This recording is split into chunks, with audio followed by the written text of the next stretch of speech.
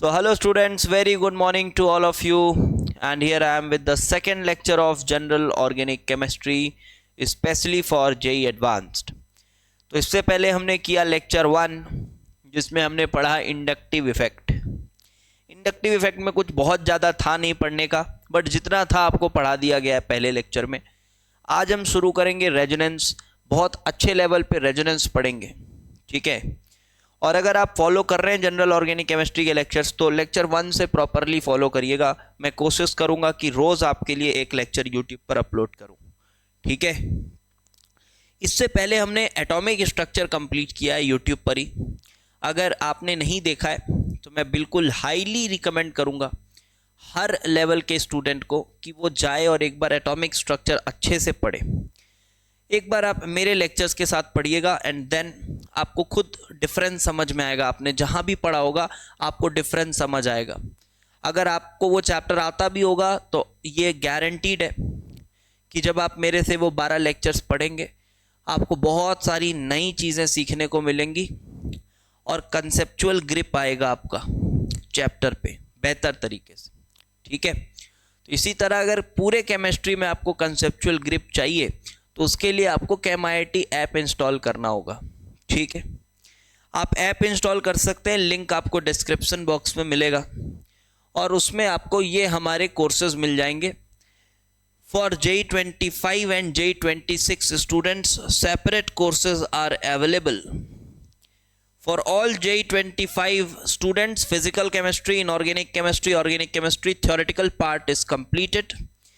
आपको ये पूरे कोर्सेज रिकॉर्डेड फॉर्मेट में मिल जाएंगे, फ्रेश लेक्चर्स हैं और कंप्लीटेड हैं पूरी तरीके से थ्योरेटिकल पॉइंट ऑफ व्यू से। अभी हम इसमें ऐड करने जा रहे हैं एडवांस प्रॉब्लम्स, जिसमें हमारा टारगेट 1000+ एडवांस प्रॉब्लम्स का है अलॉन्ग विथ डिटेल्ड एक्सप्लेनेशन। आप सैंपल देखना चाहते हैं तो यूट्यूब पर देख सकते हैं, हमारे प्रॉब्लम सॉल्विंग सीरीज करके आपको एक प्लेलिस्ट मिलेगा, वहाँ भी 2 लेक्चर्स अपलोड हुए हैं। उसी तरह से अगर आप कोर्सेज में आते हैं तो आपको 1000+ उसी लेवल के प्रॉब्लम्स मिलेंगे।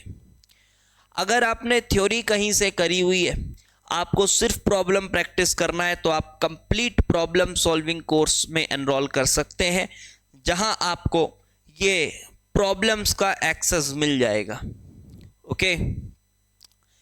Then for 26 students this is the best possible course that you can get, best possible online course available in India, okay, yes, for chemistry। यहाँ हमारी लाइव क्लासेस चलती हैं MWF and sometimes Sundays as well. 5 o'clock evening हमारी class होती है। अभी हमारा इसमें केमिकल बॉन्डिंग चल रहा है। केमिकल बॉन्डिंग के 6 लेक्चर्स हमने ख़त्म किए हैं। अभी हाइब्रिडाइजेशन का कॉन्सेप्ट हम पढ़ने जा रहे हैं इसमें, इस कोर्स की मैं बात कर रहा हूँ।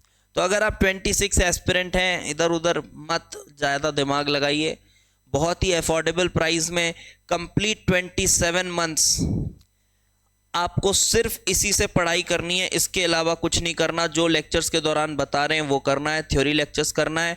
चैप्टर के बाद पर्टिकुलर मॉड्यूल मिल जाता है आपको, जिसमें आपको वो क्वेश्चंस को सॉल्व करना है और फिर नेक्स्ट ईयर आपको बताया जाएगा कि एडिशनली और क्या करना है। तो पहले बस यही चीज़ों को फॉलो करते जाना है। प्रॉपर वॉच रहेगा मेरा पूरे 27 महीने कि आपको बेस्ट चीज़ें अवेलेबल कर पाऊँ आपके लिए फॉर JEE 2026, ओके। और ये सभी चीज़ें बहुत ही अफोर्डेबल प्राइस में अवेलेबल है, विच इज़ 5999, ठीक है। तो चलिए, आप उम्मीद करता हूँ आप आएंगे, एनरोल करेंगे कोर्सेज में और बेहतर कर पाएंगे अपनी केमिस्ट्री। और जनरल ऑर्गेनिक केमिस्ट्री की जहाँ तक बात है तो आज हमें पढ़ना है रेजोनेंस। तो टॉपिक डालिए। वैसे पिछली क्लास में थोड़ा बहुत शुरू हमने किया था, थोड़ा बहुत एक्सपेरिमेंटल ऑब्जर्वेशन आपको बताया था मैंने कि यहाँ पे देखा जाए, कुछ ऐसा एग्जाम्पल शायद मैंने दिया था कि ये 2 एल्कीन्स लिया मैंने और मैंने ये कहा था आपको कि जो पहला वाला मॉलिक्यूल है उसमें रेजोनेंस हो रहा है, बट ये दूसरे वाले मॉलिक्यूल में रेजोनेंस नहीं हो रहा है। अब इसको समझने के लिए ना थोड़ा केमिकल बॉन्डिंग में जाना पड़ेगा, ठीक है। केमिकल बॉन्डिंग में जाना पड़ेगा आपको। आज मैं ये समझाने की कोशिश करूंगा कि रेजोनेंस होता क्यों है, कॉज क्या है रेजोनेंस का, ठीक है। तो बिल्कुल तैयार हो जाइए, अच्छे से समझते हैं। अब आप ये मुझे बताओ पहली बात कि एक पाई बॉन्ड कैसे बनता है। तो आप बोलोगे बड़ा आसान है सर, पाई बॉन्ड के लिए तो सर ऐसा होता है कि कोई भी दो p ऑर्बिटल्स या इवन d ऑर्बिटल्स भी बनाते हैं, बट अभी क्या है ऑर्गेनिक की बात कर रहे हैं, ज़्यादातर कार्बन वार्बन की बातें होंगी, तो मैं p ऑर्बिटल का एग्जाम्पल लेके बता रहा हूं, ठीक है। तो p ऑर्बिटल सर जब ना ऐसे आजू बाजू आ जाते हैं, पैरेलल होते हैं, ऐसे पैरेलल होते हैं p ऑर्बिटल एक ही प्लेन पे, तो हम ये कहते हैं कि यहां एक इंटरेक्शन हो गया। ये हम कहते हैं कि यहां एक इंटरेक्शन हो गया और इस इंटरेक्शन से बन गया पाई बॉन्ड, यही कहते हो। मतलब पाई बॉन्ड एक तरह का ऑर्बिटल इंटरेक्शन है, ये मान सकते हो आप। पाई बॉन्ड एक तरह का ऑर्बिटल इंटरेक्शन है, लेकिन ऑर्बिटल इंटरेक्शन तभी होता है, ऑर्बिटल इंटरेक्शन। और देखो जो बच्चे ना हैंड राइटिंग के लिए पता नहीं क्यों बोलते हैं मुझे, यार देखो बहुत सुंदर नहीं है बट समझ में आ जाती है, ठीक है, समझ में आ जाती है क्या लिख रहा हूं मैं। तो आई डोंट थिंक कि बहुत कोई प्रॉब्लम होता होगा राइटिंग समझने में, और ये डिजिटल बोर्ड में थोड़ा राइटिंग और ठीक से ही दिखता है, ऐसा कोई दिक्कत नहीं है, तो समझ आ जाती है। और कहीं एकदम समझ ही नहीं आ रही होगी, हाँ तब दिक्कत का विषय है, बट मुझे नहीं लगता कि समझ ही नहीं आती होगी, समझ तो आती होगी अच्छे से। तो लिखो ऑर्बिटल इंटरेक्शन कब होता है, when orbitals are parallel to each other in a plane, are parallel to each other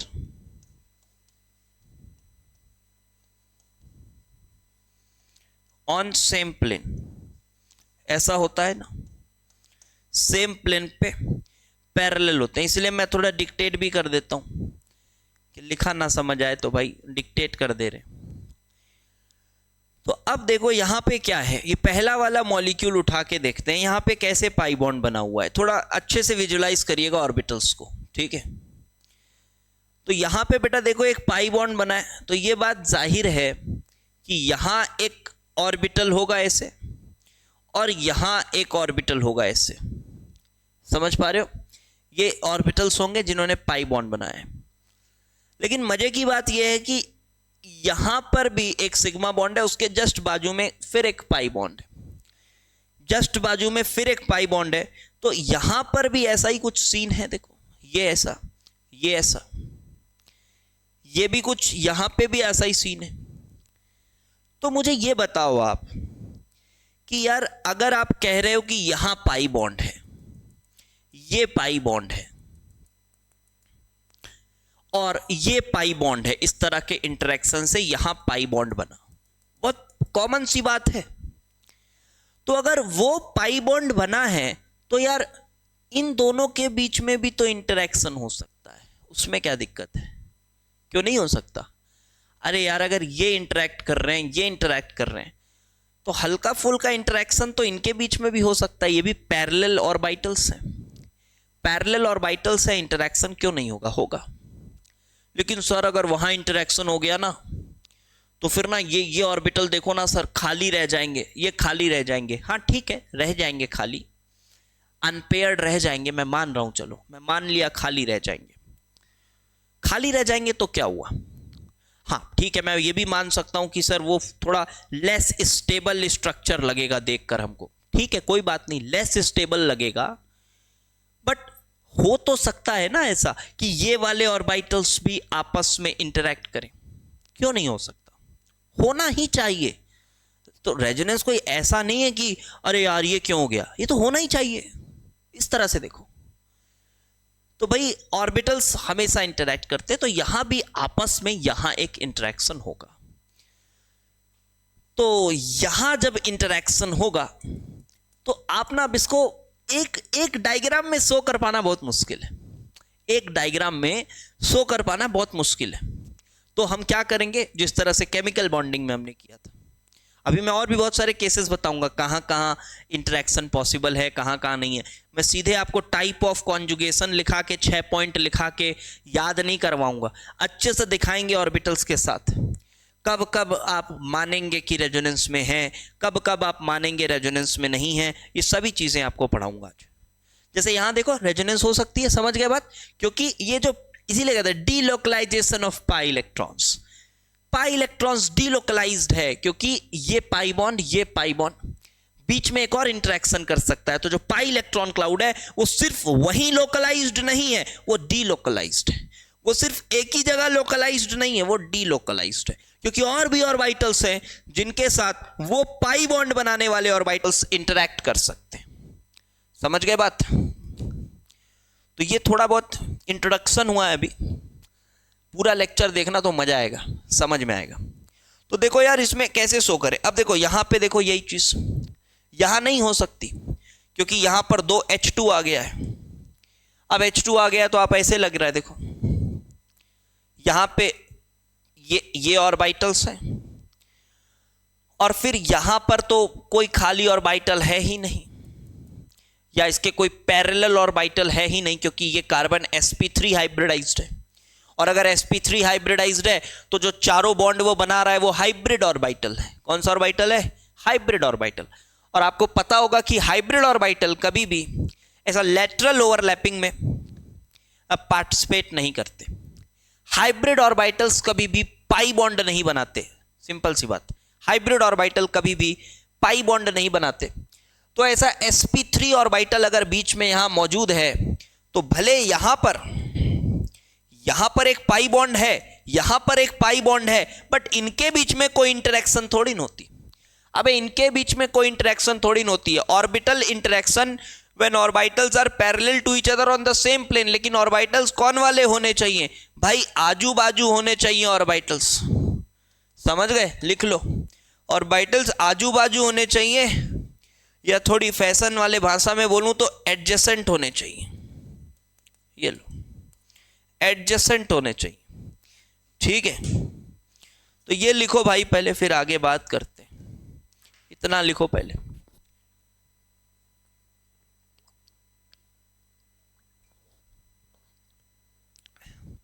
थोड़ा गला सूख रहा है आज मेरा।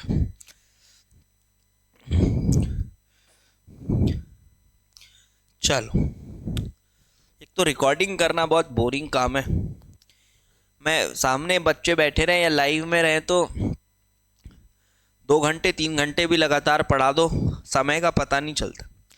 बट रिकॉर्डिंग करना थोड़ा बोरिंग काम है। कोई बात नहीं, कैमरे से ही बात कर लेते हैं कभी कभी। चलो भाई, अब आगे देखा जाए। कुछ केसेस और बताता हूँ। तो पहले केस में समझ आया रेजोनेंस क्यों हो रहा है। एक और ये केस लो, सपोज करो ऐसा, ये और यहाँ पॉजिटिव चार्ज। अब केमिकल बॉन्डिंग का आइडिया होना चाहिए। पॉजिटिव चार्ज का मतलब क्या होता है? खाली ऑर्बिटल है। पॉजिटिव चार्ज का मतलब है खाली ऑर्बिटल है, कार्बन का एक p ऑर्बिटल खाली पड़ा हुआ है। तो क्या यहां रेजोनेंस हो सकती है? क्या यहां रेजोनेंस हो सकती है? थोड़ा विजुअलाइज करो। ये सभी एग्जांपल्स कॉपी में बनाना। ये आपका पाई बॉन्ड बनाने वाले p ऑर्बिटल्स है और यहां एक p ऑर्बिटल खाली है। तो भाई बीच में एक हाइब्रिड कार्बन आ गया ना, sp3 हाइब्रिड कार्बन आ गया बीच में। और अगर ये हाइब्रिड कार्बन आ गया तो ये ऑर्बिटल्स आजू बाजू नहीं है, यानी कि एडजेसेंट नहीं है, तो हम बोलेंगे यहां कोई रेजोनेंस नहीं हो रहा ना, no resonance, no delocalisation of pi electrons. Now understood what is delocalisation of pi electrons. अगर ये वाले ऑर्बिटल अपना स्थान छोड़कर कहीं और भी इंटरैक्ट कर रहे होंगे तब हम कहेंगे कि ये डीलोकलाइजेशन है, तब हम कहेंगे ये डीलोकलाइजेशन। लेकिन यही अगर मैं आपको ये कहूं, अभी मैं स्ट्रक्चर बनाना सिखाऊंगा, ये परेशान मत हो कि सर ये तो स्ट्रक्चर कैसे बनेगा आपने बताया नहीं। सब बताऊंगा, पहले थोड़ा देखो तो रेजोनेंस कहाँ कहाँ होगा वो तो समझो, थोड़ा पहले कोर कॉन्सेप्ट तो समझो। अब इसी में अगर अगला एग्जाम्पल बेटा लिखोगे ऐसा, ये देखो, अगर मैं प्लस यहां रख देता और पाई बॉन्ड यहां बनाता, तब क्या आपको कुछ समझ आया? आप कहोगे कि सर ये देखो, ये ओवरलैप कर रहे हैं और जस्ट बाजू में ही आपने खाली ऑर्बिटल बना दिया है, इलेक्ट्रॉन नहीं है इसमें, ये खाली ऑर्बिटल है। तो यार क्या दिक्कत है? अगर वो खाली ऑर्बिटल है, वो खाली ऑर्बिटल है, ये ऑर्बिटल्स जिनके पास इलेक्ट्रॉन क्लाउड है, ये इसके साथ भी तो इंटरैक्ट कर सकता है, पैरेलल है, सेम प्लेन में है, एडजेसेंट है, तो ये इंटरैक्शन भी तो पॉसिबल है। Yes, this is a possible interaction, और यही इंटरैक्शन का नाम हमने रेजोनेंस दिया। ये भी एक तरह का रेजोनेंस है, क्योंकि पाई बॉन्ड स्थिर नहीं है, पाई इलेक्ट्रॉन क्लाउड स्थिर नहीं है, वो अपना जगह छोड़ के कहीं और भी इंटरैक्ट कर रहा है, वो स्थिर नहीं है। इसीलिए हम कहेंगे कि यहां डीलोकलाइजेशन हो रही है पाई बॉन्ड की, पाई इलेक्ट्रॉन की डीलोकलाइजेशन हो रही है, एंड फॉर दैट रीजन यहां रेजोनेंस है, एक तरह का कॉन्जुगेशन है बोला जाता है इसको, यहां रेजोनेंस है। अब देखो, अब एक और मजेदार बात, कुछ और केसेस देखो। अगला केस देखो, मान लो यहां पर माइनस चार्ज, मान लो यहां पर माइनस चार्ज है। ये इंटरेस्टिंग है, ध्यान से सुनना। जब आप, सुनना मेरी बात, जब आप नॉर्मली ऐसा करते हो CH3 माइनस, बड़ा इंपॉर्टेंट कॉन्सेप्ट है, ध्यान से सुनना। आधे बच्चों को ये सब पता ही नहीं होता है, पढ़ लेते हैं बट नहीं पता होता है कुछ। जब आप बात करते हैं CH3 माइनस की, ध्यान से सुनना, ये है CH3 minus carb anion, CH3 minus. तो आप इसकी हाइब्रिडाइजेशन क्या कहते हो? आप कहते हो कि इसकी हाइब्रिडाइजेशन है sp3। क्या कहते हो? इसकी हाइब्रिडाइजेशन है sp3। बॉन्ड एंगल वेंगल जो है वो थोड़ा टेट्राहेड्रल एंगल के आसपास होता है, तो हम कहते हैं हाइब्रिडाइजेशन है sp3। और ये जो लोन पेयर है, हम कहते हैं कि ये sp3 ऑर्बिटल में, यही पढ़ा है आपने केमिकल बॉन्डिंग में, यही पढ़ा है। ये जो लोन पेयर है ये sp3 ऑर्बिटल में। तो अब जब यहां बात आती है, बड़ा इंपॉर्टेंट कॉन्सेप्ट है, ध्यान से सुनना। जब यहां बात आती है कि ये माइनस है, तो अगर आप ऐसा सोचो, देखो यहां पे पाई बॉन्ड बनाया मैंने, पाई बॉन्ड का मतलब क्या? ऐसे ऑर्बिटल्स, पाई बॉन्ड का मतलब ऐसे ऑर्बिटल्स, और ये इंटरैक्ट कर रहे हैं, ये ऑर्बिटल्स इस तरह से इंटरैक्ट कर रहे हैं, और यहां मैंने लगाया माइनस चार्ज। अब अगर आप ऐसा सोच लो कि ये माइनस चार्ज तो हाइब्रिड ऑर्बिटल में रहता है, जैसे यहां आपने पढ़ा है माइनस चार्ज तो हाइब्रिड ऑर्बिटल में रहता है, तो ये माइनस रेजोनेंस में पार्टिसिपेट नहीं कर पाएगा, ये ऑर्बिटल इन ऑर्बिटल्स के साथ इंटरैक्ट नहीं कर पाएगा। अभी ऐसे सोचो, रेजोनेंस में पार्टिसिपेट वाली बात से अच्छा आप अभी बस उसका कोर तो समझो पहले। क्या होता है कोर? Interaction of orbitals. तो क्या ये ऑर्बिटल इसके साथ इंटरैक्ट कर पाएगा? कर पाएगा? नहीं कर पाएगा, क्योंकि ये हाइब्रिड ऑर्बिटल, और हाइब्रिड ऑर्बिटल पाई फैशन में इंटरैक्ट नहीं करते, लॉ है केमिकल बॉन्डिंग का। लेकिन अब इस पॉइंट को समझना, यही इंपॉर्टेंट बात है जो मैं बताना चाह रहा हूं, कि नॉर्मली तो आप माइनस चार्ज को ये मानते हो, लिखना ये बात, नॉर्मली तो माइनस चार्ज को आप हाइब्रिड ऑर्बिटल में मानते हो, लेकिन अगर बाजू में इंटरैक्शन के लिए अवेलेबल ऑर्बिटल्स हैं, इंटरैक्शन के लिए अवेलेबल ऑर्बिटल्स हैं, तो ये माइनस चार्ज इंटरैक्शन करना प्रेफर करता है, ये माइनस चार्ज इंटरैक्शन करना प्रेफर करता है, और इस वजह से हम ये मानते हैं कि ये जो माइनस है ये किस में है? ये प्योर p ऑर्बिटल में। नहीं समझ आया एक बार में ना? फिर से बोलता हूं, ये प्योर p ऑर्बिटल में। क्या बोला मैंने ये कहा कि देखो, अभी कुछ एग्जांपल्स और दूंगा। जैसे नॉर्मली माइनस होता है, आप देखो माइनस है और आजू बाजू कहीं इंटरेक्शन करने के लिए कोई ऑर्बिटल नहीं है, या बोल दो कि अगर वो रेजोनेंस में इन्वॉल्व्ड नहीं है, ठीक है, आजू बाजू इंटरेक्शन करने के लिए कोई ऑर्बिटल नहीं है, तो आप यही मानो कि ये हाइब्रिड ऑर्बिटल में बैठा हुआ है। स्टेबिलिटी का मसला है, वो आगे देखेंगे आप। तो ये हाइब्रिड ऑर्बिटल में बैठा हुआ है। हाइब्रिड ऑर्बिटल्स कम एनर्जी वाले ऑर्बिटल्स होते हैं, समझो, रीजन भी बता रहा हूं थोड़ा। हाइब्रिड ऑर्बिटल्स कम एनर्जी वाले ऑर्बिटल्स होते हैं। तो नॉर्मली नेगेटिव चार्ज प्रेफर करेगा कि हाइब्रिड ऑर्बिटल में रहे, ठीक है। बट अगर रेजोनेंस पॉसिबल है, रेजोनेंस मतलब बाजू वाले ऑर्बिटल्स के साथ इंटरेक्शन, तो अगर रेजोनेंस पॉसिबल है तब आप ये मानिए कि वो जो नेगेटिव चार्ज है या लोन पेयर है जो भी है वो हाइब्रिड ऑर्बिटल में ना रह के प्योर पी ऑर्बिटल में रहेगा, ठीक है। क्यों प्योर पी ऑर्बिटल में रहेगा? क्योंकि अगर वो वैसा करेगा तो बाजू से इंटरेक्शन करने का मौका मिलेगा, रेजोनेंस करने का मौका मिलेगा और रेजोनेंस से स्टेबिलिटी बढ़ती है। क्लियर है बात? रेजोनेंस से स्टेबिलिटी बढ़ती है। कैसे बढ़ती है सर? बताएंगे वो सब आगे, रेजोनेंस एनर्जी वगैरह का डेटा देंगे तो समझ आएगा। बट अभी आप ये मान लो रेजोनेंस से स्टेबिलिटी बढ़ती है। तो क्या आपको ये बात समझ आई कि ये माइनस किस में रहेगा? प्योर पी ऑर्बिटल में। तो अगर मैं आपसे कहूं, यही वाला एग्जांपल लेता हूं, नोट्स बेटा ध्यान से बनाना, ठीक है, नोट्स ढंग से बनाना।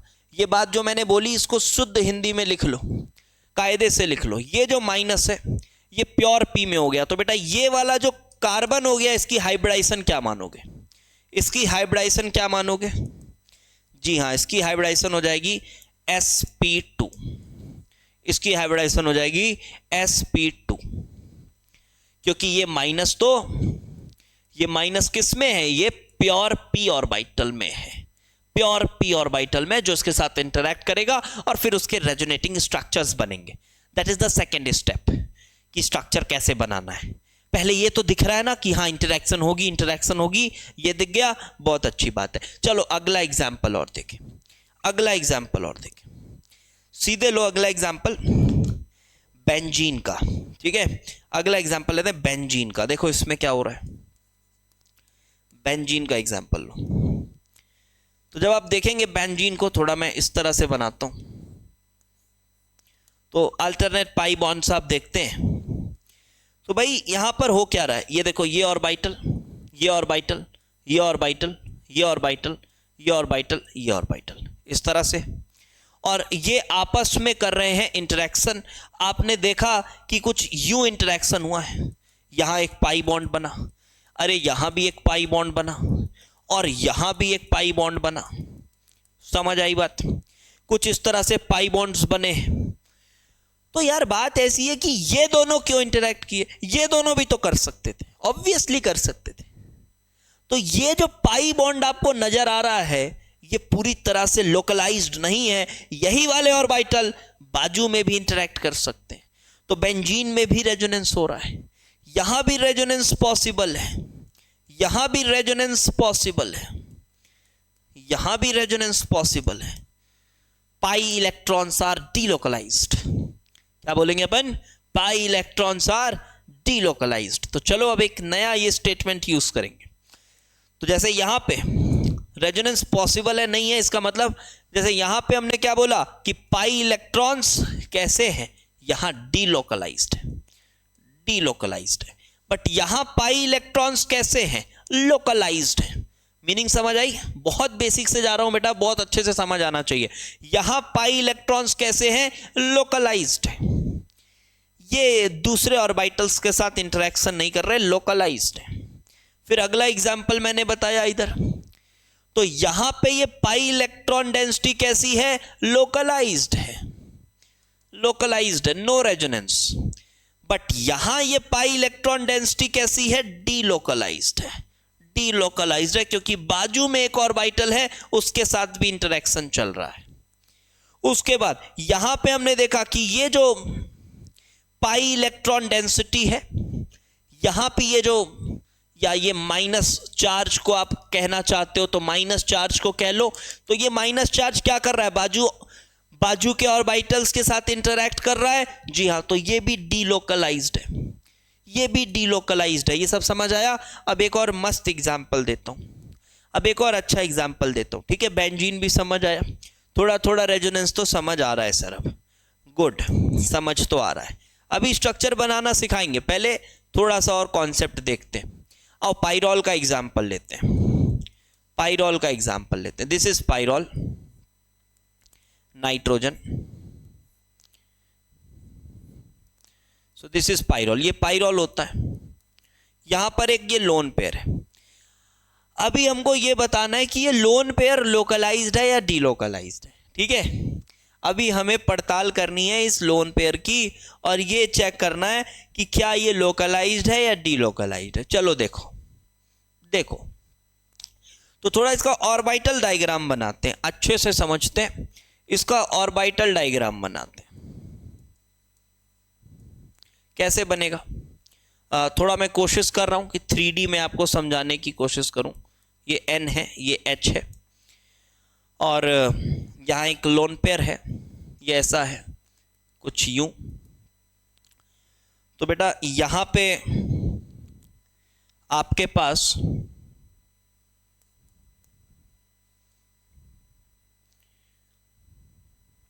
आप ऐसा सोचो, यहां पाई बॉन्ड बना हुआ है। तो अभी सिर्फ लोन पेयर की मैं बात कर रहा हूं, ठीक है। ये देखो, ये समझ आ रहा होगा। वैसे ही यहां पे थोड़ा डायग्राम आप समझ लेना, 3D में बना रहे हैं, थोड़ा कोशिश कर रहे हैं, बहुत सुंदर नहीं बनेगा, बट ये इस तरह से ऑर्बिटल्स हैं। तो आप ये देख पा रहे होगे कि ये इंटरैक्ट कर रहे हैं और ये इंटरैक्ट कर रहे हैं और ये इंटरैक्ट करके पाई बॉन्ड बनाए हुए हैं। ये जो पाई बॉन्ड बना हुआ है, ये ऑर्बिटल्स ऐसे इंटरैक्ट कर रहे हैं, यहाँ ऑर्बिटल्स इंटरैक्ट कर रहे हैं, ये पाई बॉन्ड बनाए। अब आप देखो तो ये दोनों भी पैरेलल ही हैं, वो दोनों भी पैरेलल हैं। थोड़ा बहुत केमिकल बॉन्डिंग जानते होगे तो समझ पा रहे होगे। इस तरह से 4 ऑर्बिटल्स इस तरह से रखे हुए, इस तरह से प्लेन है, और ये 1 2 3 4। तो ये दोनों ऑर्बिटल्स भी जो बैठे हुए हैं, ये दोनों, ये भी पैरेलल है।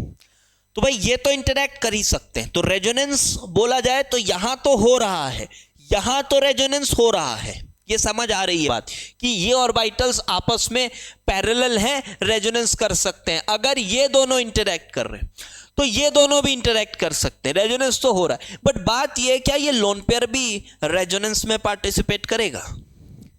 तो बड़ी सीधी सी बात है, बड़ी सीधी सी बात है। जब आप अमोनिया लेते हो, देखो देखो सुनना मेरी बात, बड़ी इंपॉर्टेंट।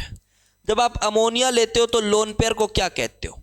आप कहते हो लोकलाइज्ड है, आप कहते हो लोकलाइज्ड है, और हाइब्रिड ऑर्बिटल में बैठा हुआ है sp3 हाइब्रिडाइजेशन, यही कहते हो।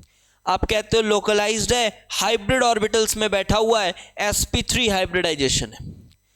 लेकिन यहां भी आप ऐसा नहीं करना कि 1 2 3 और लोन पेयर तो हाइब्रिड में ही रहता है तो इसकी sp3 हाइब्रिडाइजेशन बता रहे हैं, गलत हो जाएगा। क्योंकि पीछे ही मैंने अभी आपको पिछले एग्जाम्पल में ये समझाया है कि देखो, नॉर्मली तो हाइब्रिड ऑर्बिटल में रहने की कोशिश करता है, नॉर्मली तो हाइब्रिड ऑर्बिटल में ही रहने की कोशिश करता है, प्रेफर करता है कि हाइब्रिड ऑर्बिटल में रहे।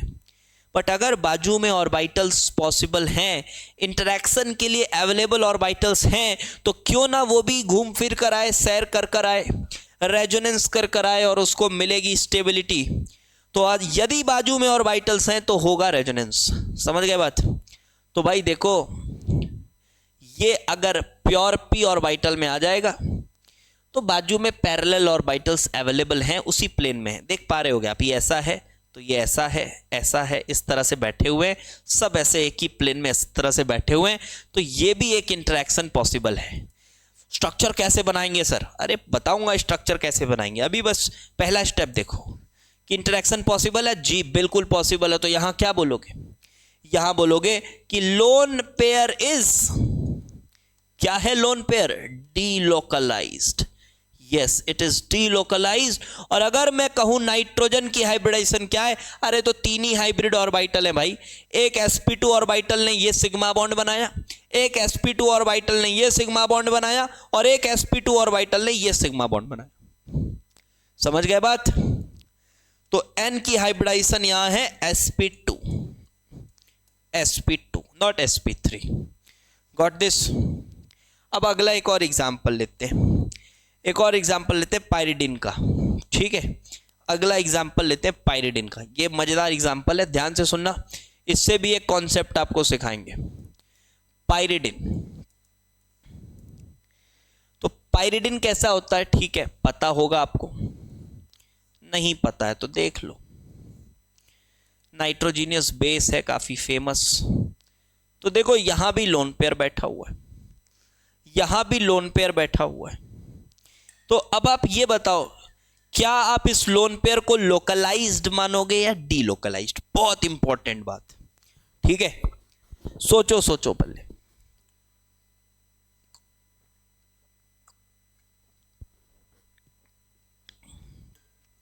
क्या मानोगे इस लोन पेयर को, लोकलाइज्ड या डीलोकलाइज्ड? अब यहां आता है कंफ्यूजन।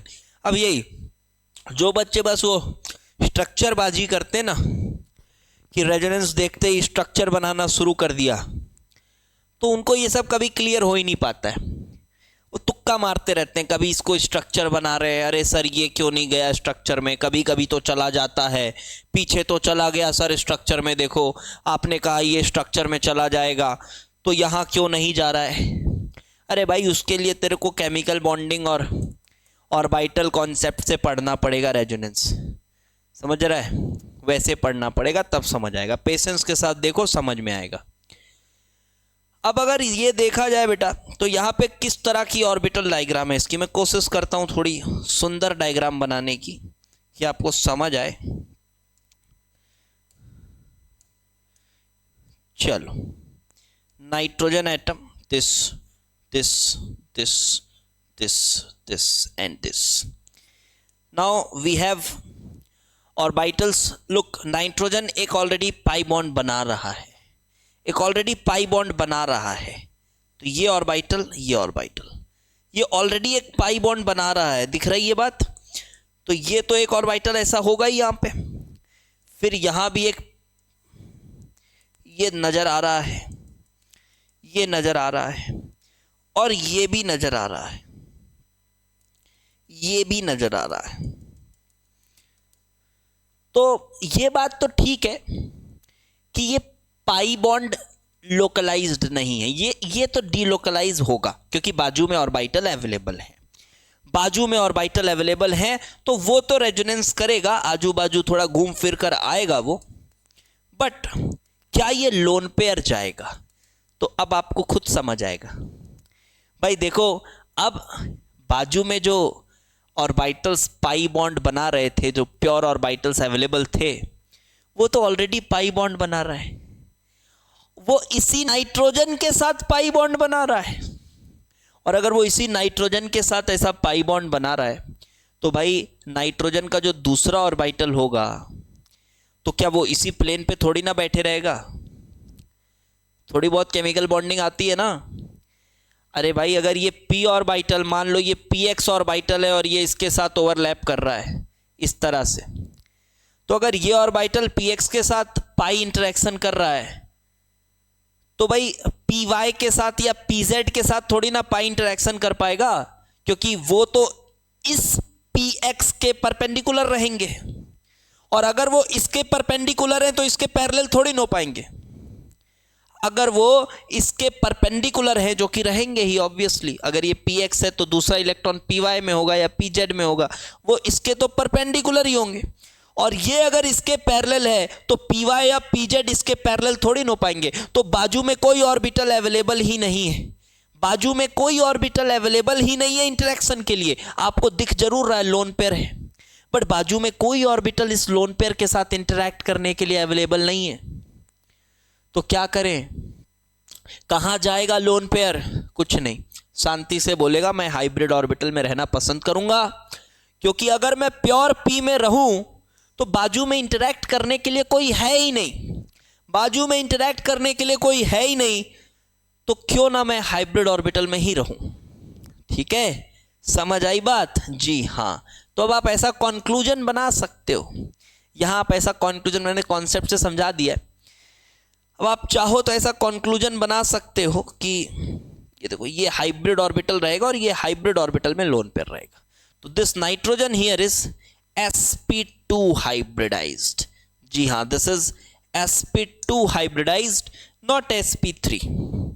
ओके, नॉट sp3 और ना ही sp2 हाइब्रिडाइज्ड। आप ऐसा कंक्लूजन अब बना सकते हो, एक कंक्लूजन ऐसा लिख सकते हो कि अगर एटम के पास पाई बॉन्ड भी है, पाई इलेक्ट्रॉन भी है और लोन पेयर भी है। पाई इलेक्ट्रॉन भी है, लोन पेयर भी है।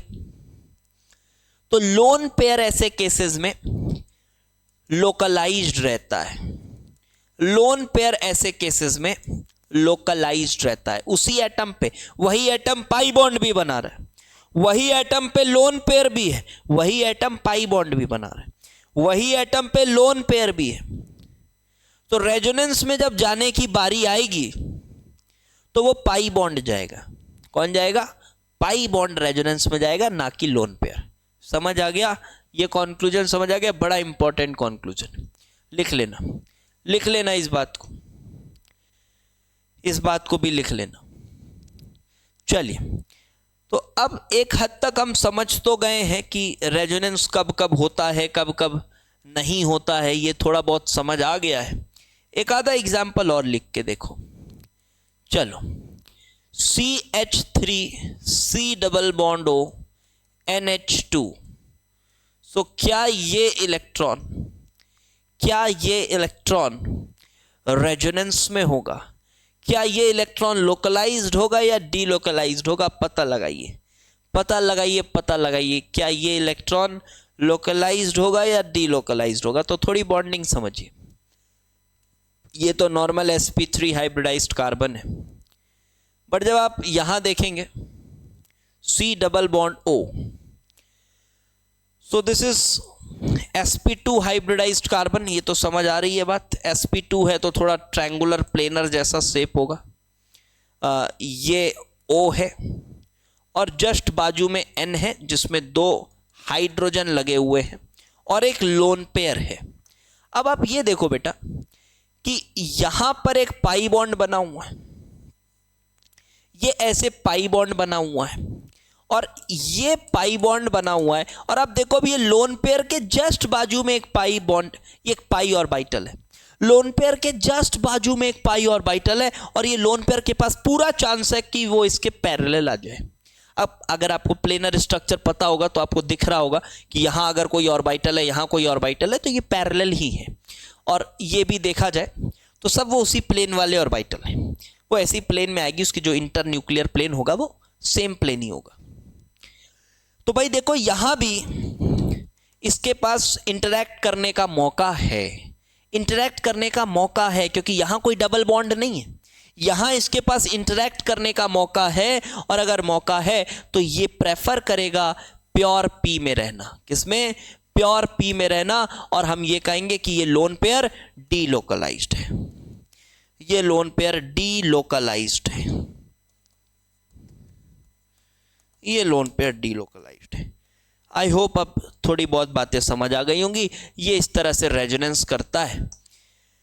और अब बढ़ते हैं अगले स्टेज में, जहां हम लिखेंगे drawing resonating structures, drawing resonating structures. उससे पहले मैं थोड़ा आपको टाइप्स ऑफ कॉन्जुगेशन भी बता देता हूं। ये क्या है टाइप्स ऑफ कॉन्जुगेशन?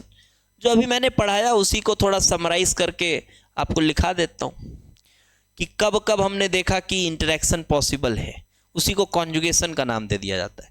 तो मैक्सिमम जगहों पर इस तरह से ऑर्बिटल को लेके आपको नहीं पढ़ाया जाएगा, सीधे वो टाइप्स ऑफ कॉन्जुगेशन लिखाएंगे और आप बस ढूंढते रहना कि अच्छा यहाँ देखो पाई पाई कॉन्जुगेशन है तो होगा, नहीं होगा, होगा नहीं होगा।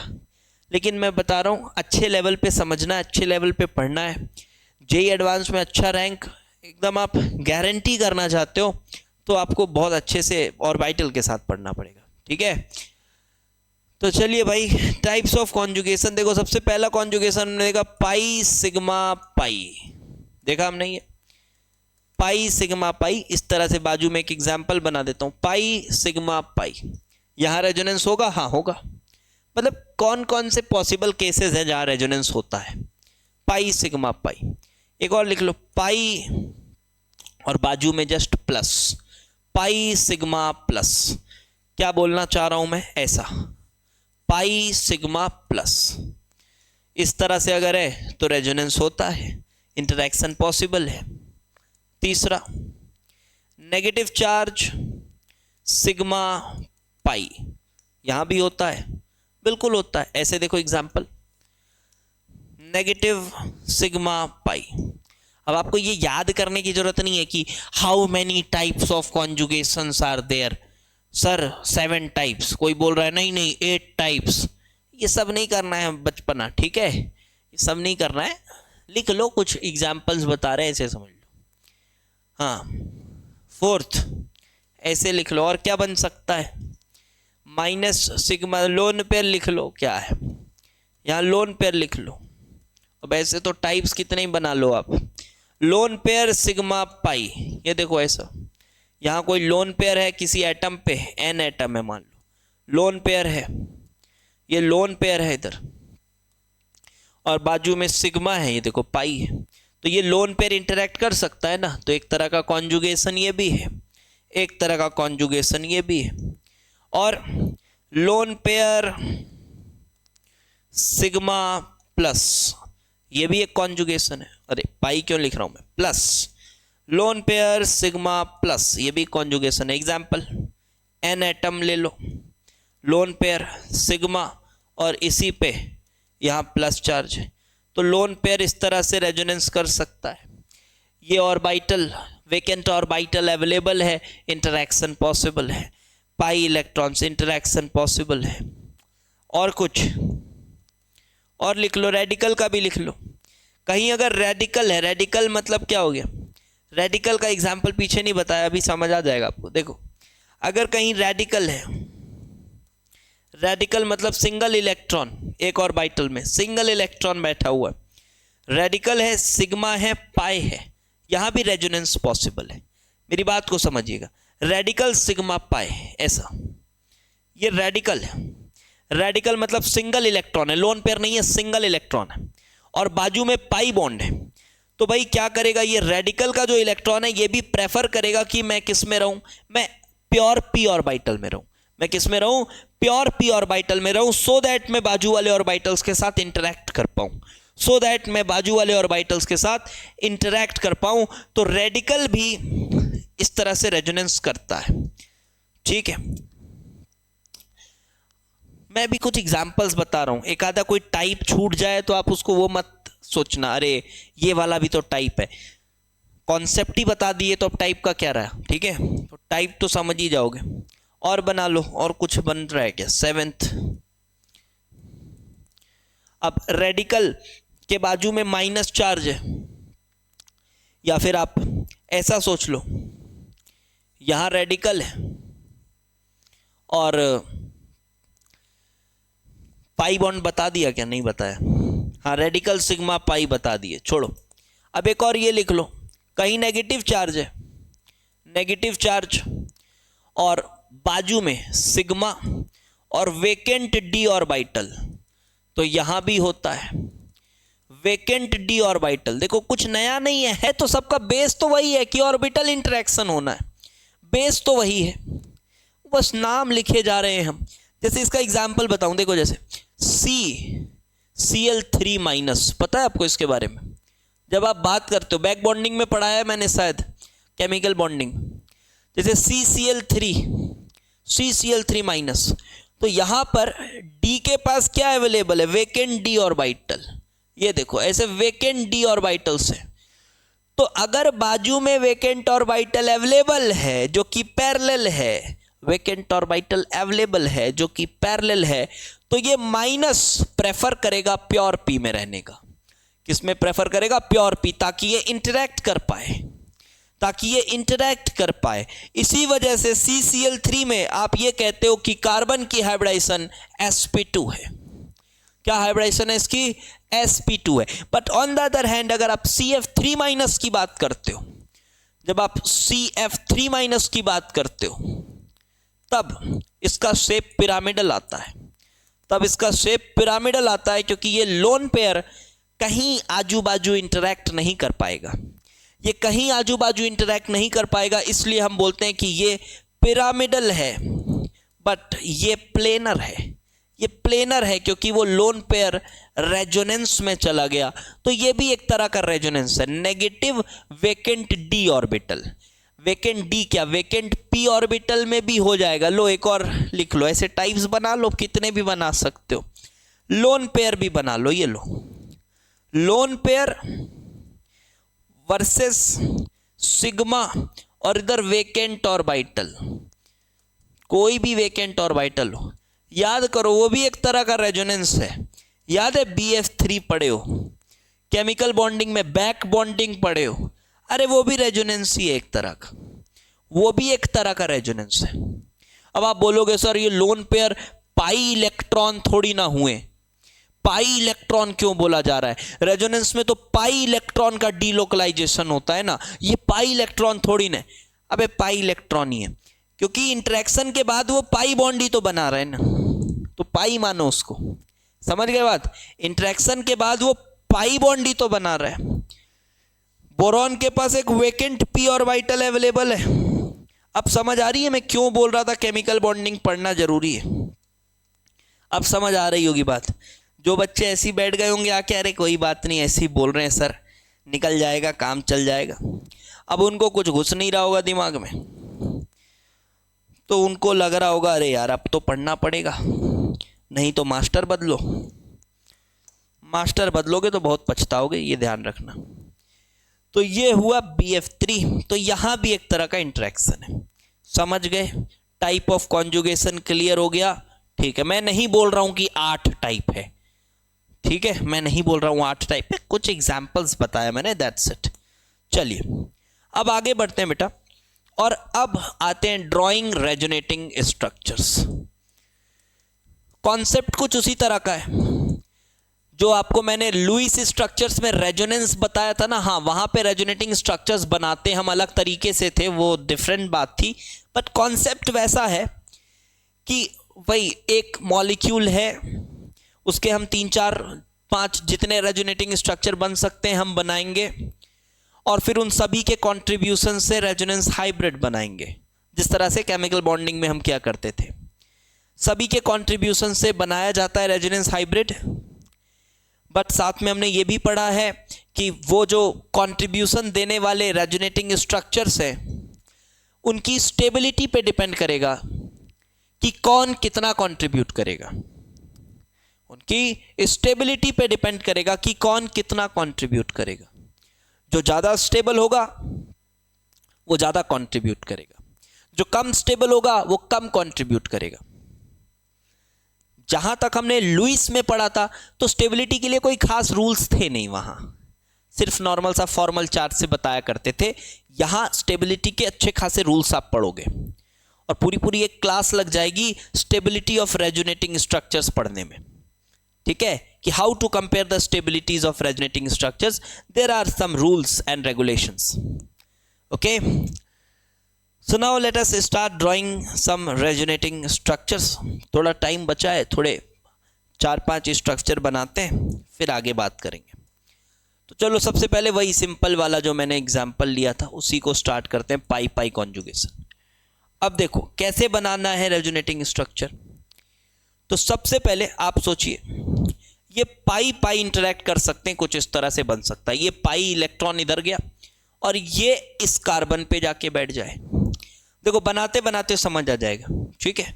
Rules to draw resonating structure, वो 15-20 रूल्स नहीं पढ़ने, ये बनाते बनाते समझ आ जाएगा कौन कैसे इंटरेक्ट करेगा, थोड़ा पेशेंस रखना। तो ये पॉसिबिलिटी है, ये इस तरह से इंटरेक्ट अगर करता है तो क्या हुआ, देखो यहां पे पाई बॉन्ड आ गया, एक ये पाई बॉन्ड आ गया, यहां पे कार्बन बढ़ा दिया क्या मैंने, 1 2 3 4 5, 1 2 3 4 5, ठीक तो है। तो ये पाई बॉन्ड इधर आ गया और ये वाला पाई इलेक्ट्रॉन क्लाउड यहां चला गया, माइनस हो गया, तो यहां माइनस, और ये वाले कार्बन का इलेक्ट्रॉन आप लेकर चले गए तो यहां पर प्लस आ गया, समझ आया, यहां पर प्लस आ गया।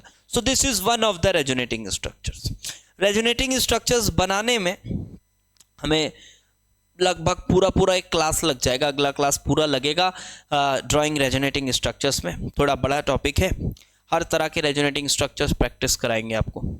और ये ना सोचिए कि रेजोनेटिंग स्ट्रक्चर्स पे कोई डायरेक्ट सवाल थोड़ी ना आएगा, हाँ, चांसेस कम होते हैं कि डायरेक्ट आ जाए resonating structures, how many resonating structures are there, but आपको मैं बहुत अच्छे अच्छे क्वेश्चंस कराऊंगा जिसमें आपका सच में दिमाग लगेगा कि हाँ यार कैसे कैसे हो रहा है। और आए हुए हैं जेई एडवांस के पीवाईक्यूज में भी आए हुए हैं डायरेक्ट रेजोनेटिंग स्ट्रक्चर्स कि कितने रेजोनेटिंग स्ट्रक्चर्स इसके बनेंगे, ये माइनस चार्ज कितने कार्बन पे डीलोकलाइज्ड है, इस तरह के क्वेश्चंस आए हुए हैं। ठीक है, तो बहुत सिंसियरली करना, हो सकता है 1 या 2 क्लास लग जाए इसमें, थोड़ा लंबा चलेगा जीओसीआर, क्योंकि मैं चाहता हूँ बहुत एकदम बेसिक से डिटेलिंग करते करते करते करते अच्छे लेवल तक लेकर जाए। ठीक है, बहुत डिटेलिंग करते हुए चलेंगे। तो एक ये बना। अब यही एक पॉसिबिलिटी और हो सकती थी, यहीं से सोचो, ये रूट स्ट्रक्चर को पकड़ो। एक पॉसिबिलिटी और हो सकती थी कि ये कुछ इस तरह से इंटरेक्ट कर रहा है, ये इधर आया, ये इधर आया, ये लो, एक पॉसिबिलिटी ये हुई, क्योंकि ये पाई क्लाउड है ना यार, तो पाई क्लाउड तो सब ऑर्बिटल्स ऐसे ही लगे हुए थे, इधर इधर इंटरेक्शन हो या फिर इधर इंटरेक्शन हो, सभी पॉसिबल है। तो ये आप सोचो, तो ये पाई इधर आ गया, इस बार इस कार्बन पे प्लस आया और इस कार्बन पे माइनस आया, तो ये जो मॉलिक्यूल था इसके ये 3 रेजोनेटिंग स्ट्रक्चर्स पॉसिबल है, 3 रेजोनेटिंग स्ट्रक्चर्स पॉसिबल है। कौन ज्यादा स्टेबल है कौन कम स्टेबल है उसकी बात अभी नहीं कर रहा, वो स्टेबिलिटी पे बात करेंगे। लेकिन आपको ये पता है कि इन सभी के कंट्रीब्यूशन से क्या बनता है, हाइब्रिड, और वो हाइब्रिड उसका ट्रू रिप्रेजेंटेशन होता है, हाइब्रिड उसका ट्रू रिप्रेजेंटेशन होता है। पहले स्ट्रक्चर्स बनाना सीखेंगे, सिर्फ स्ट्रक्चर्स बनाओ। आ जाओ, दूसरा मॉलिक्यूल लेते हैं, सपोज करो दिस, कभी भी पाई बॉन्ड और प्लस चार्ज, तो ध्यान रखना पाई बॉन्ड प्लस चार्ज, तो इलेक्ट्रॉन क्लाउड प्लस चार्ज की तरफ जाएगा, वेकेंट ऑर्बिटल है। ठीक है, तो बनाते बनाते आपको सब समझ आ जाएगा कैसे चल रहा है। ये वेकेंट ऑर्बिटल प्लस चार्ज की तरफ चलेगा, प्लस चार्ज की तरफ, तो देखो ये pi electron cloud plus charge की तरफ इधर चला, तो जैसे ही वो उधर चला तो यहां पर प्लस चार्ज शिफ्ट हो गया, प्लस चार्ज शिफ्ट हो गया, ये बॉन्ड ऐसा बन चुका है। और अब वो जो प्लस इस कार्बन पे था, अब आप ध्यान से देखो तो इस कार्बन पे प्लस आ गया, इस कार्बन पे प्लस आ गया है, क्योंकि इसका एक बॉन्ड शॉर्ट हो गया है, एक बॉन्ड शॉर्ट हो गया है। और अब आप देखिए, अब बाजू में फिर पाई इलेक्ट्रॉन क्लाउड है, प्लस के बाजू में पाई इलेक्ट्रॉन क्लाउड है, ये लीजिए फिर कराइए रेजोनेंस। तो जब आप फिर यहां रेजोनेंस कराएंगे तो आप पाएंगे कि ये ऐसा है, ये ऐसा है, और यहां प्लस, समझ आ गया। तो हम कहेंगे यहां पर 3 resonating structures are possible, 3 resonating structures are possible, और पॉजिटिव चार्ज जो है वो 3 कार्बन एटम्स पे डीलोकलाइज्ड है। और ध्यान रखना, कभी भी चार्ज अगर डीलोकलाइज होता है तो लिखो, नीचे लिख लेना, whenever charge is delocalized it is considered to be more stable. okay, just treat it like a law अभी फिलहाल के लिए, whenever charge is delocalized it is considered to be more stable, it is considered to be more stable. चलो और बनाते हैं अगला तीसरा। अभी सब सिंपल स्ट्रक्चर्स बनवा रहा हूं बेटा, ठीक है, ध्यान से, बिल्कुल ध्यान से। इसके रेजोनेटिंग स्ट्रक्चर, इस बार वहां पर माइनस चार्ज है, इस बार वहां पर माइनस चार्ज है, तो माइनस से चलाना शुरू करो, ठीक है। ये माइनस ये पाई ऑर्बिटल्स के साथ इंटरैक्ट करेगा, इंटरैक्शन तो होगी, ये माइनस इधर जाएगा, तो ये पहले जाकर यहां बैठ सकता है, एक पॉसिबिलिटी ऐसी है, ये पाई बॉन्ड यहां बैठ सकता है। आप बोलोगे सर ऐसे जाके इसको भी तो आगे ले जा सकता है, हाँ वो कर सकता है, वो हो सकता है, लेकिन अगर हम स्टेप बाय स्टेप बनाएं तो कहां कहां ये माइनस जाएगा ये पता करना जरूरी है, इसलिए स्टेप बाय स्टेप बनाओ। तो क्या हुआ, ये इधर आया और ये इधर आ गया, तो इससे क्या बना, इससे बना ऐसा, यहां पर ऐसा, यहां माइनस, और अगर आप देखें तो यहां पर ये पाई, यहां कोई प्लस चार्ज नहीं आएगा ना, ये माइनस जो था वो बॉन्ड बना लिया है, सिर्फ वो जो लोन पेयर था वो बॉन्ड पेयर में कन्वर्ट हो गया। अब अगला क्या हो सकता है, ये माइनस इधर जाकर ये इधर बैठ जाए, तो व्हाट इज द पॉसिबिलिटी। तो भाई अगला पॉसिबल स्ट्रक्चर ये देखो, ये ऐसा, ये माइनस इधर, ये इधर। तो इसमें भी हम ये कह रहे हैं कि नेगेटिव चार्ज 3 जगह डिलोकलाइज्ड है। सो 3 resonating structures, again 3 resonating structures.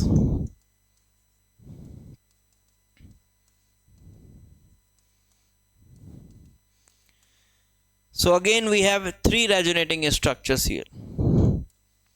Got this? ये हो गया।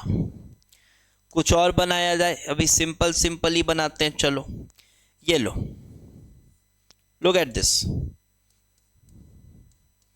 यहां बनाते हैं 4th स्ट्रक्चर। तो ये माइनस चार्ज दिख रहा है और आजू बाजू आपको पाई बॉन्ड्स दिख रहे हैं, आजू बाजू पाई बॉन्ड्स दिख रहे हैं। बिल्कुल आराम से ये माइनस जो है ये इन ऑर्बिटल्स के साथ इंटरेक्ट कर सकता है। किस तरह से, ये माइनस यहां गया, ये पाई बॉन्ड आगे जाएंगे।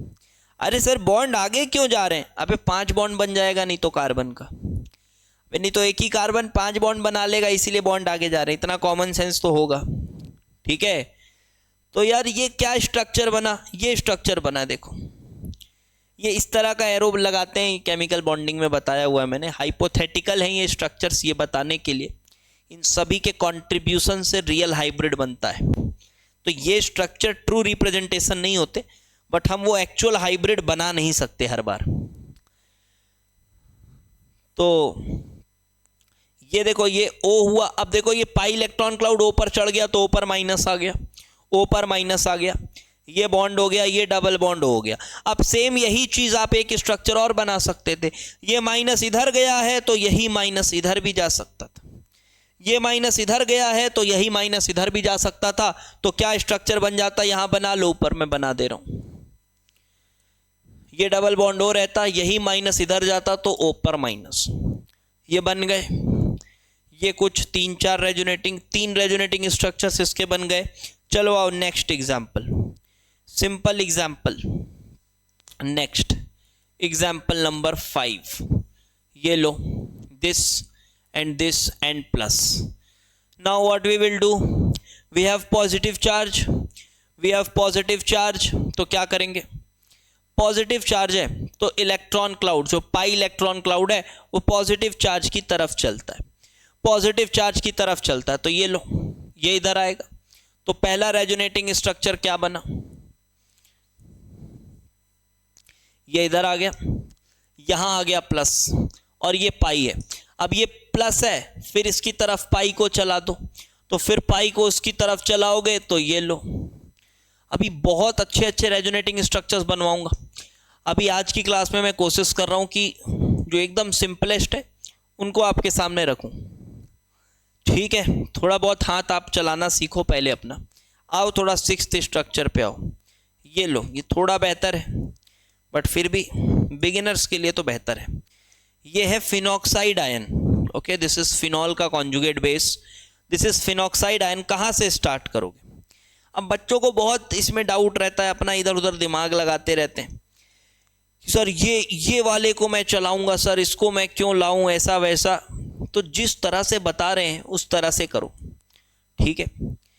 नेगेटिव चार्ज को चलाना शुरू करो, नेगेटिव चार्ज को चलाना शुरू करो। कैसे करोगे, देखो ये नेगेटिव चार्ज ये पाई बॉन्ड के साथ इंटरेक्ट कर सकता है।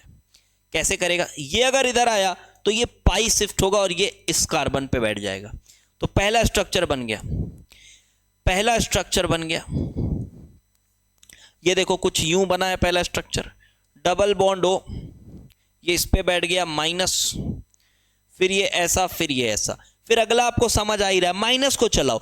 एक डायरेक्शन से चलाना शुरू करोगे, प्रॉपर डिसिप्लिन से चलाना शुरू करोगे, तभी आप सही नंबर ऑफ स्ट्रक्चर्स बना पाओगे। ये तो बहुत सिंपल है। आगे जब मुश्किल मुश्किल स्ट्रक्चर्स आएंगे, जंक्शन के साथ देखना पड़ेगा, तो आपको प्रॉपर डिसिप्लिन में चलना पड़ेगा। एक डायरेक्शन पकड़ के चलोगे तब प्रॉपर स्ट्रक्चर्स बना पाओगे। लो अगला स्ट्रक्चर कैसे, ये माइनस इधर, पाई जाकर इधर गया, तो देखो नेगेटिव चार्ज कितने एटम्स पे डिलोकलाइज्ड है, डबल बॉन्ड हो, ये इधर माइनस, ये इधर। अगला स्ट्रक्चर यही ऐसा और फिर ये ऐसा। सो नेक्स्ट स्ट्रक्चर ये बना लो कॉपी में, यहां तक हुआ। अगला structure will be like this, ये ऊपर डबल बॉन्ड हो चुका है, डबल बॉन्ड हो चुका है, एंड देन ये डबल बॉन्ड हो चुका है, और फिर ये माइनस इधर देखो, तो ये माइनस इधर आ गया, ये इधर हो चुका है, और यहां पर क्या बना यार, ये माइनस इधर और ये माइनस यहां चला गया।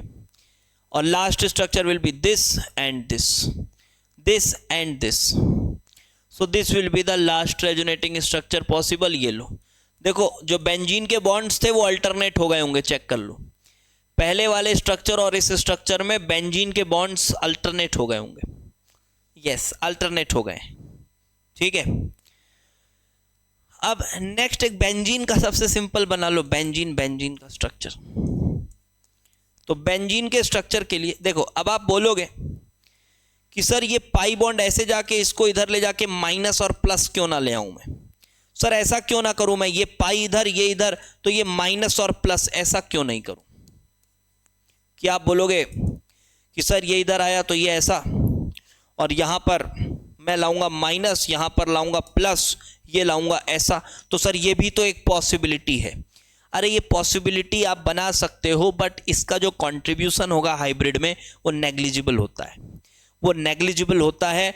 अगर रियल स्ट्रक्चर में आपको यहाँ चार्ज नजर नहीं आ रहा है ना, तो ये सबको आप रेजोनेटिंग स्ट्रक्चर कंसिडर नहीं करेंगे, ठीक है।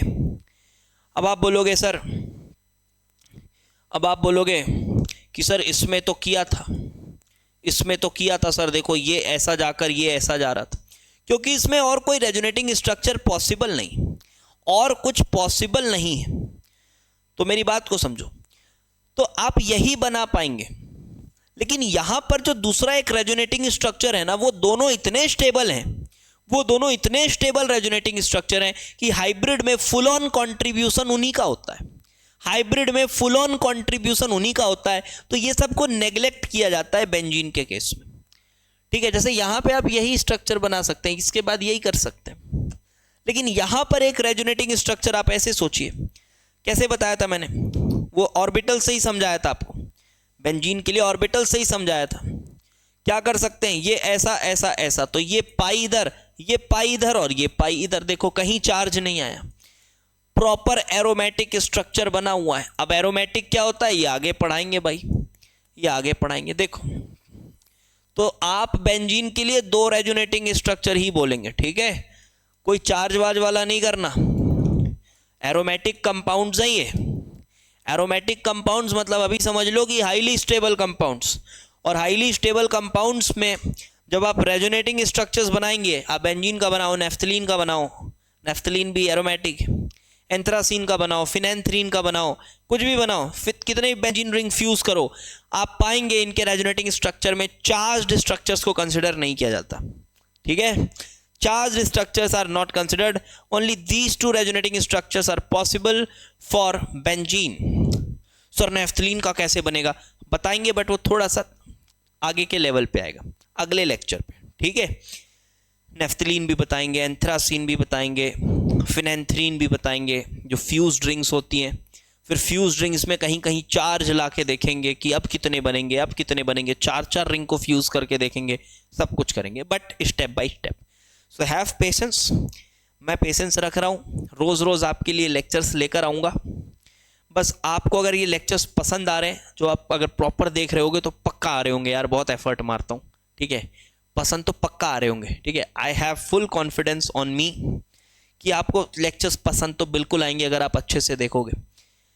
तो आप शेयर ज़रूर करो यार, हमारे YouTube चैनल को जस्ट हमने अभी 10,000 सब्सक्राइबर्स हिट किए, हम और बड़ी कम्युनिटी बनाना चाहते हैं, तो बस शेयर करें यार चैनल को, share the YouTube channel as well as our ChemIIT app. तो जो भी बच्चे हमारे ऐप में पढ़ रहे हैं तो वो अपना एक ऑनेस्ट फीडबैक दूसरे स्टूडेंट्स के साथ शेयर कर सकते हैं। कमेंट सेक्शन भी ओपन है, आप बिल्कुल अपना ऑनेस्ट फीडबैक शेयर कर सकते हैं। मैं बात कर रहा हूँ ऑनेस्ट फीडबैक, अगर आपने पढ़ाई करी है तो। अब अगर पढ़ाई नहीं कर रहे फिर बोल रहे हैं अरे मेरे से क्वेश्चन नहीं बन रहा है ऐसा वैसा, तो फिर उसके लिए कुछ कोई नहीं जिम्मेदार है, उसके लिए आप खुद जिम्मेदार हैं। अगर आपने प्रॉपर पढ़ाई करी है, कुछ आपको ऐसा लग रहा है अरे यार ये नहीं समझ आया वो नहीं समझ आया, तो ये ऑनेस्ट फीडबैक। तो जितने हम फीडबैक्स ले पाते हैं, अभी अराउंड 2000 स्टूडेंट्स हमारे साथ ऐप में पढ़ रहे हैं अक्रॉस इंडिया, तो हमको 99.9% फीडबैक्स पॉजिटिव ही मिलते हैं। ठीक है, पॉजिटिव ही मिलते हैं। पढ़ रहे हैं बच्चे, मज़ा आ रहा है, समझ आ रहा है, सब कुछ हो रहा है। तो आपसे भी यही कहूँगा कि बहुत ज़्यादा वेट ना करें। अगर आपको लग रहा है कि प्रिपरेशन को मुझे अपने थोड़े और स्केल अप करना है, तो आप ChemIIT ऐप इंस्टॉल कर सकते हैं और हमारे साथ अपनी IIT JEE की जर्नी स्टार्ट करना है तो स्टार्ट कर सकते हैं, बूस्ट अप करना है तो बूस्ट अप भी कर सकते हैं। ठीक है, ठीक है बेटा, तो फिर मिलते हैं कल लेक्चर 3 में रेजोनेंस के साथ। मोर रेजोनेटिंग स्ट्रक्चर्स बनाएंगे। आज कुछ बेसिक आपको मैंने स्ट्रक्चर्स बनवाए हैं और रेजोनेंस का कॉन्सेप्ट समझाया है, कॉन्जुगेशन के बारे में बताया है। Okay, thanks for watching.